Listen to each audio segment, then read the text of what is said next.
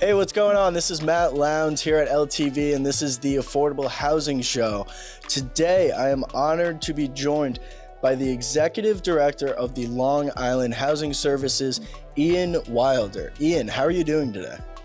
I'm doing good. How you doing, Matt? I'm great. The weather's kind of starting to warm up. It's getting sunnier in the afternoon, daylight savings. So things are looking up. It's getting warmer. We're hitting that stretch here. But today we're going to talk about everything that you do at Long Island Housing Services Incorporated, a nonprofit and the only fair. Please use your terminology. I would rather you have explained it than me mess Sure. up. Well, So the way I the way I describe us is we are an over 50-year-old civil rights nonprofit focused on fair housing. awesome. And tell me a little bit if we could start off with the history, because when I was doing research for you guys, you go all the way back to the 1960s, 70s, 80s, and it seems like there's been a lot of different formations of the Long Island housing services. Tell me kind of how we got to where we are today from the beginning. Sure.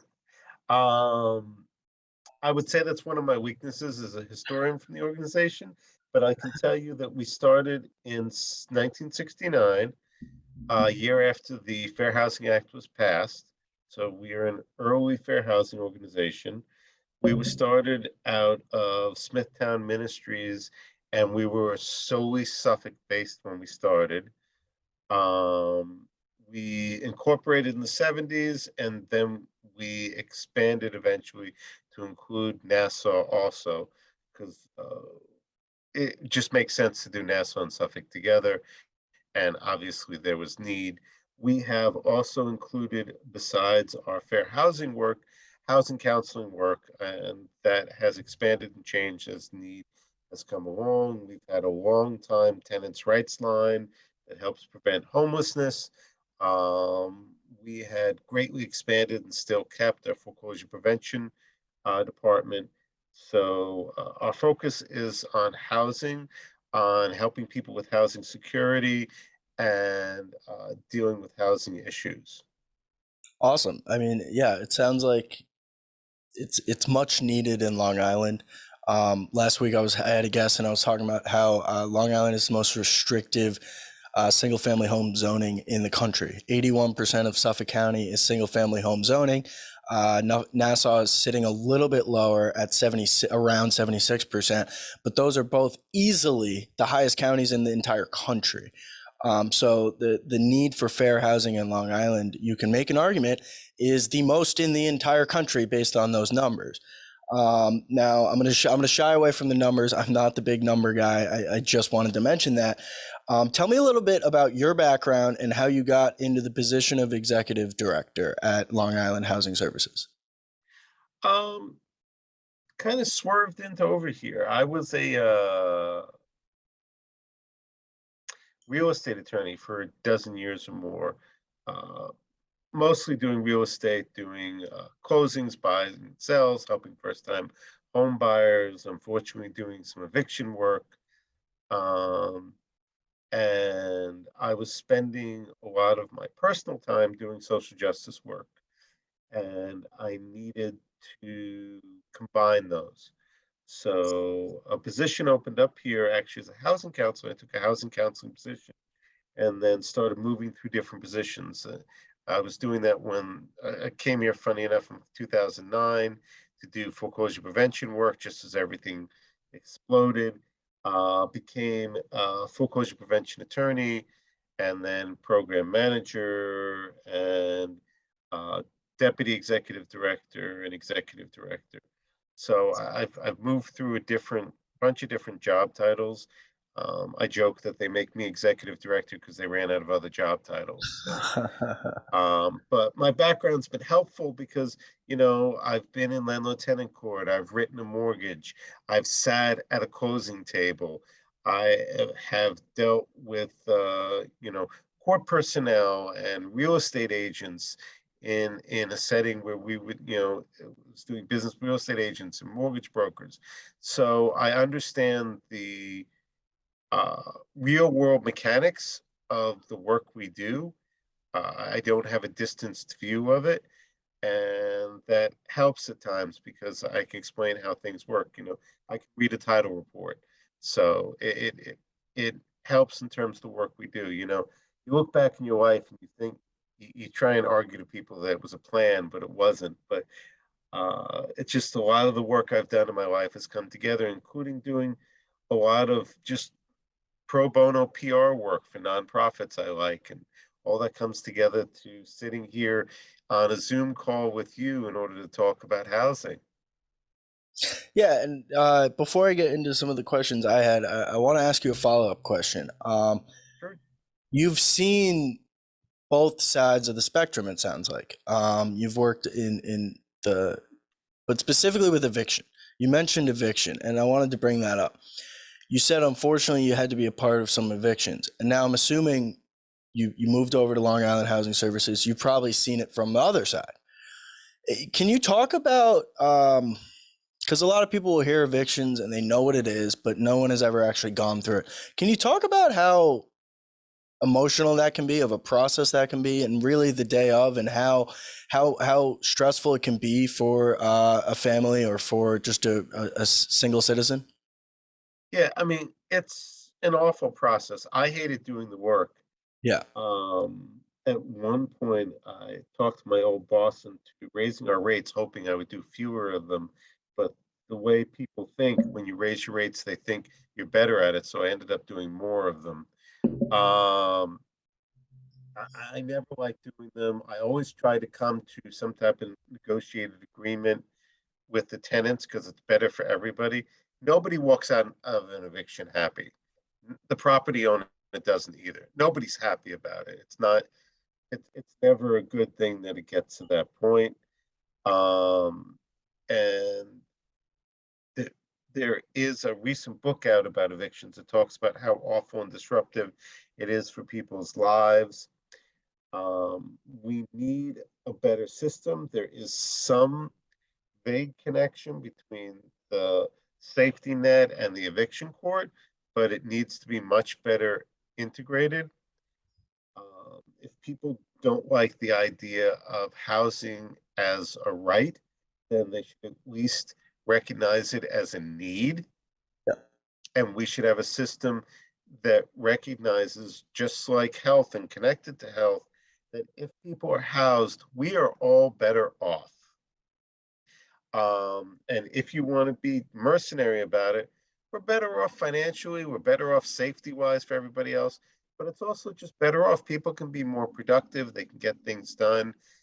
You know, it's expensive to be poor, Hmm. and to be unhoused is even more expensive. You're spending a lot of your time just dealing with things that most of us don't have to, and it's very disruptive. It's very destructive of families and their ability to educate their children and build a life and build wealth. So it's not a good process. I never liked doing it when I did it. It was part of the practice. When you're a real estate attorney, and I tried to work out things reasonably when people, if possible, because it just works out better for everybody, including Hmm. the landlord. If you have some type of agreement when the person can plan when they're moving out, having the sheriff show up and put people's stuff out, it's never good for anybody. It's just not. Yeah, and I think that's one of the myths of eviction is a lot of landlords are awful people, and that they are ready to kick people out the second they're allowed to. I do think there's good landlords out there, and I'm sure you've seen it firsthand. Um, I do want to move on to the next topic. I want to get into some unfair common or some common unfair practices in the housing in Long Island that you guys see on an everyday basis. If you could kind of give me a rundown of examples of what people are put up against when trying to find housing. Well, let me start with the three biggest areas that we see discrimination in is discrimination based on race, discrimination based on disability, and discrimination based on source of income. And those practices basically include, and Newsday tried to do a good job of explaining this, Yep. include giving a difference in opportunity. And that's very hard for people to know that they're being discriminated against. Now, people may often have a gut feeling, but unless you do the kind of, and I'm sure I'm jumping ahead to one of your other questions, kind of comparison testing we do, it's very hard to know that you're being told there's nothing available when there's something actually available. Now, I would say that people who are in groups that are often discriminated against develop a sense of when someone's lying to them, or that they're being denied, but they have no proof of it. And that's the biggest thing we see. And it's when Newsday did their investigation, Yep. which was similar to the work we do with real estate agents, that's what they saw. They saw that people were often being just given opportunities at different levels. One person was told, "Oh no, you have to have a mortgage commitment before I take you out," and the other one, those words were never said. Well, the same thing with us. We've done a lot of work in the rental sphere, and it'll be one person is told there's nothing available, and the other person is told, "Oh yeah, we have two apartments. You want to come see them? This is what's available." Or we don't have anything at the moment, but we'll put you on the list, where the person in the protected class is never told there's a list. And those are the things that happen, and often it's hard to put your finger on it. What I would suggest for people is we are always willing to investigate. You Yeah. can contact us. I've been told by a friend of mine who's a radio DJ, always give contact information and always say it twice. So our website is lifairhousing.org. That's LI as in Long Island, fairhousing.org. Or you can reach us at 631 567 5111, 631 567 5111. And you can give us a call if you think that there's something wrong going on, because part of what we do is investigate. Now, sometimes we don't find anything, and sometimes it seems like there's something going on, and we'll do Yeah. testing and see where that confirms. And sometimes the testing confirms, and sometimes it doesn't. But if we find something wrong going on, we will file a complaint. We will carry it forward to get things fixed. Without giving me names and specific locations, can you explain kind of a situation where someone contacts you, thinks something shady is going on? Explain how you guys investigate, and then what happens if you find out that they're right, that they are being disadvantaged. Can you kind of explain how we go from the beginning to the end, and how your investigation plays out, and how the testing works? Sure. And I'll give you two different entry points, because I described where it's hard for people to tell. Unfortunately, source of income, which has been the law in Suffolk for over a decade and has been the law in New York State, I think, since 2019. So it's doubly the law.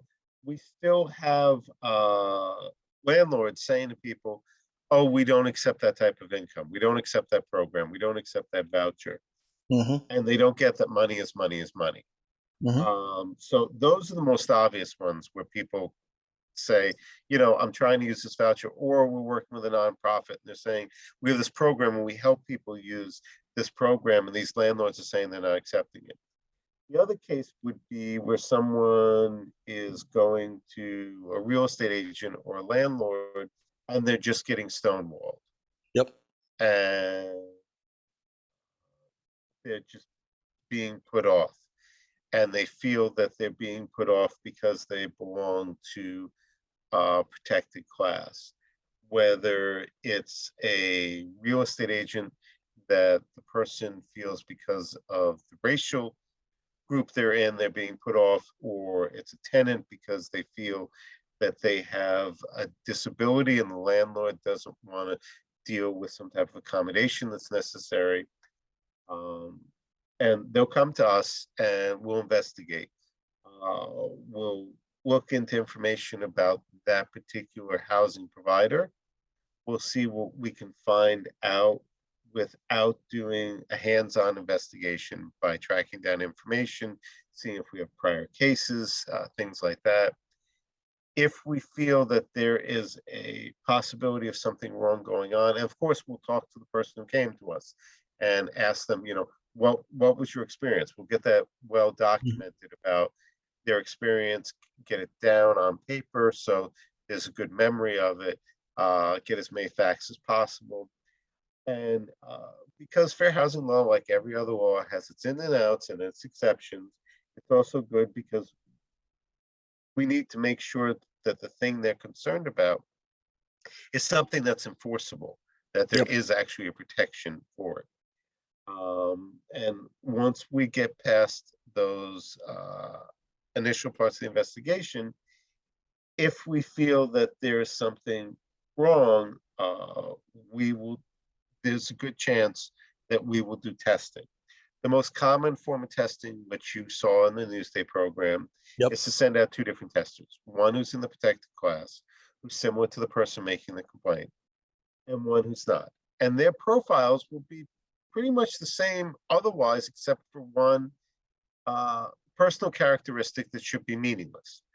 So they will have they'll similar type of job, they'll be similar income. So their whole economic profile will be pretty much the same. So if a landlord is being strictly capitalist, there is no difference in terms of these two renters, and they should be getting the same exact service from the landlord. Um, and they might, if they're told the same exact thing, then we investigated, and there's nothing for us to go forward because we don't have a strength of testing data to show that there's a difference in treatment, and maybe what the person saw when they went in unfortunately was an aberration or a change, whatever, but we can't prove it going forward. But if we go in and we see a difference in treatment, especially in the case of source of income, we're actually verbally told something which is wrong, um, then we will go forward. We'll put together a complaint. We'll file a complaint with the uh, right level of government. Most people assume that fair housing law only exists on the federal level because they know about the Fair Housing Act. But the state has human rights law and the counties have human rights law, and they provide extra protections. Like source of income that I mentioned does not exist in federal law. Hmm. So it should, because it would help make things such as housing choice vouchers much more workable. So we would file that with the state, for instance. Then, if possible, we try and reconcile with the landlord. We try and resolve the problem, get them to fix things going forward, change the way they do business. If there's an individual complainant, get the complainant compensation for the wrong that's been done to them. We try and do a long-term fix, and then whatever that is, however that's resolved, we use that resolution also as an educational tool. So you'll often see stories about settlements and cases we've done and what the settlements are and what the changes the landlord need to do. And we consider that an educational tool for housing providers. If they continue to see these stories, they'll go, oh, I shouldn't be doing this. And oh, I should have policies that positively do that instead. So that's pretty much how a case goes forward. I want to make a side note too, because I mentioned something. For Hmm. persons with disabilities, there's things called reasonable accommodations and reasonable modifications. And those are changes that a landlord is required to make under law in order for someone who has a disability to be able to enjoy the property the same as everybody else. And sometimes the changes are requirements that, if it's a newly constructed development, they may not have even met the existing law. They may not have sufficient parking spots for persons with disabilities. They may not have correct curb cuts for people to get through with mobility impairment. So they may be changes that under ADA or something else they were supposed to do already, or they may be changes that reasonably a person's requesting. For instance, the landlord may not understand the difference between, which they should because it's their business, a pet and a service animal. A service animal is not a pet. Hmm. And they may wrongly say, well, we have a no pets policy. Well, Hmm. that doesn't apply to a service animal. And a service animal is the same as having a wheelchair or glasses. It's something that somebody who has a disability needs. And people need to realize, how many people have disabilities. If you're wearing glasses like I do, that's a disability. I don't see as well. Or you have a hearing aid or anything else that that can help you get through the world. Interesting. So, I guess a follow-up question to that would be, how many people come to you on maybe a yearly basis? I doubt you have the number at the top of your head, but a guess, saying, I think there's an unfair practice with whether it's a realtor or landlord here, and how many people want you to try to investigate on a yearly basis? I would say the number runs in hundreds if you're looking for scale. And you're right, I'm not good with having numbers off the top of my head. I would say it runs in hundreds, and I would say um, it's nowhere near the actual problem in the market. And as much as we try and do outreach, there are people still not aware of us. And it's also, if people have, for instance, people who have monetary problems renting and have a potential source of income complaint, they're low on resources. They Yep. really don't have the time or the Mhm. energy to seek out someone to make a complaint, which is why we have tried, especially recently, uh, to develop relationships with the nonprofits that service those people, Mhm. because they're in a better place to reach out to us. And honestly, they can also potentially be complainants, because the landlords who are refusing to take various forms of income are also getting in the way of the mission of those organizations. So the numbers are not showing the scale of the problem. They're only showing the scale of people getting to us. Yeah. And one thing I really want to do with this show is really bring to life how bad it can get with certain issues. Again, without names, without locations, can you kind of bring to the surface a situation that was really egregious, one of the more egregious unfair practices that you have seen? I really do want to give viewers an understanding of how bad it can get. Well, we've had various ones that were egregious, and they might not be the kind of examples you think about. Three come to mind. Mhm. There was a landlord who was renting to people, and he had a camera in a minor girl's bedroom. Yeah, I don't think I need to go further. No. Um, there was a housing development in Yaphank that had been a former Nazi summer camp. Yes, I said those words correctly. And the rules that they still had was basically, unless your grandparents were born in Germany, you could not buy in the development. Yeah, that was the landmark case that Long Island Housing Services won. And if you'd like to find more information about that, go to their website, lifairhousing.org. There's a whole link to that specific case. As you were saying. And I would like to say it's not only landlords, it can be municipalities. We work with municipalities closely, but we also enforce the law, and that's our higher purpose. The village of Mastic Beach was created a village. They were rather immediately after being created abusing their code enforcement powers to push African American and Latino renters out of their homes on a few hours' notice. Now, if you heard the subtext when I talked about landlord tenant, generally for someone to be evicted, that's a whole process. Yep. Someone isn't pushed out on a few hours' notice. They have to go to court. Often they'll go to court a couple of times. Then the paperwork goes out to the sheriff. The Mm-hmm. sheriff gets to it when they're available. They give them 72 hours notice. They were abusing their powers to condemn properties and say you have to be out immediately because your property was unsafe, which was untrue. That village no longer exists. Wow. The area has been reabsorbed into the town of Brookhaven, and the supervisor of Brookhaven likes me to make clear that the town of Brookhaven had nothing to do with those problems. Um, Those are not for nothing. Those are three entirely different situations, but three to me gut wrenching situations. You saw my reaction to the first one. I guess again, without going into very specific details, how do you hold people accountable? Really, how can you hold a whole village and then when it all ends? Because I'm assuming that guy got arrested and the village got absorbed by Brookhaven. Are you looked at to then help resolve further lingering issues? well, I don't know, but I guess in a sense, yes. When we come to some type of settlement, those settlements include changes in policy, Yeah. so that going forward, it doesn't happen again.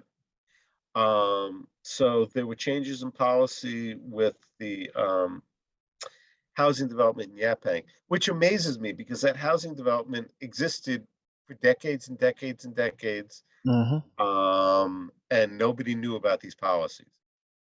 So they had to change their policies. Obviously, in the first instance, yes, I believe there was a criminal prosecution, and we actually had to work around the criminal prosecution. In the circumstance with um, the village had to change their policies. So yes, our our focus is not making a complaint. Our Yeah. focus is fixing things for the long term. Yeah. So our primary focus is making sure that policies and practices are changed so that that housing provider doesn't do the same thing to somebody else in the future. All right, so we are running a little low on time here. I'm going to ask you one more question, and this Sure. is more of a personal question for you. You seem, from our conversation, you're very passionate. You clearly left the private sector to help people. It seems, and obviously, I'm guessing here, and I'm speaking for you. But one thing I kind of want to understand is why do you do this? What is your personal motivation for helping the disenfranchised? Uh, I consider myself very lucky. I get paid to do work I love. And I actually get paid to speak out about people doing things that are wrong. Hmm. You know, I mean, you could go into it's the way I was raised. I had parents who were advocates in the community, who did a lot of nonprofit work. There's I'm raised with a Jewish background, though I think you can find something like this in every tradition. There's a phrase in Judaism called tikkun olam, which means that the world is a broken and hurting place, and it's our job to do something to fix it. What's interesting, and also in Judaism, there's a phrase that it's your job to do the work, not to complete the work, which kind of helps you keep going when you look at the scope of the problem. So I guess it's kind of bred into me that this is what you do with your life. And I'm very lucky to work with people who feel the same way. And they really do the amazing work. You know, I'm lucky. I get to sit here and talk to somebody in the media and talk about it. But you know, when it comes to putting the shovel to the dirt, doing the investigations, filing the complaints, they're my coworkers, the ones who do all that great work. And I consider myself lucky. I love my job. Well, I'm very honored to have you on our affordable housing show here at LTV. I hope to have you on again in the future. We could catch up, talk about some more things because this interview went great, and I feel like we could keep going and talk for 3 or 4 more episodes. Um, yeah, is there any last thoughts you'd like to say about Long Island Housing Services? Again, this is Ian Wilder, the Executive Director of Long Island Housing Services here on Long Island. Sure. Um, Please feel free to reach out to me. Our website is lifairhousing.org. If you drop me an email, I'll throw you on our list so you can see all the things that we're working on. You know, Matt mentioned accessory dwelling units. That's something we've been Oh, working on. yeah. Many things to talk about. So please feel free to reach out. Also, if we can help, please feel free to reach out. If it's not something we do, we can generally send you to somebody who can. Matt, thank you for all this time. I really appreciate it. Yeah, thank you so much. I can't wait to connect again. Maybe we'll have you and Michael Daly on at once. It would be a great episode. That'll be great. All right, everyone, thank you for listening and have a great night. Take care. Bye-bye.